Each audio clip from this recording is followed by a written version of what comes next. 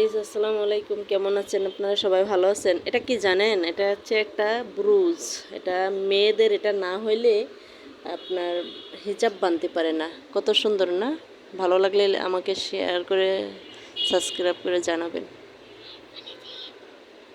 এটাও একটা ব্রুজ। মনে করেন কি এটা হচ্ছে আপনার চশমা না, এটাও একটা ব্রুজ। এটা হিজাব বানলে দুই সাইডে দিলে ভালো লাগে দেখতে।